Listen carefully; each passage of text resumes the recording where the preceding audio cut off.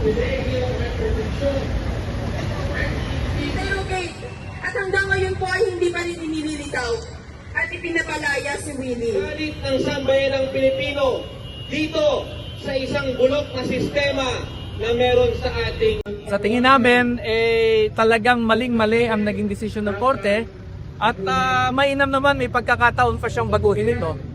At kung hindi babaguhin ito ng Korte Suprema, matatapos ang labanan nito sa lansangan.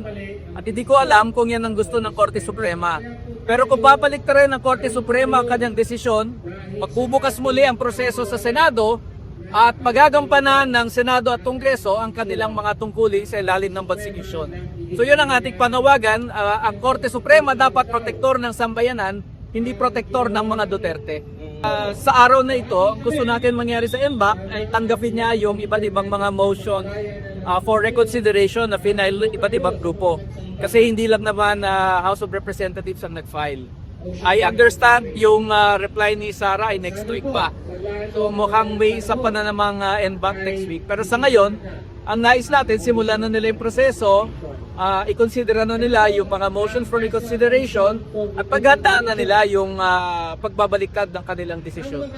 Well, alam naming mahirap yan.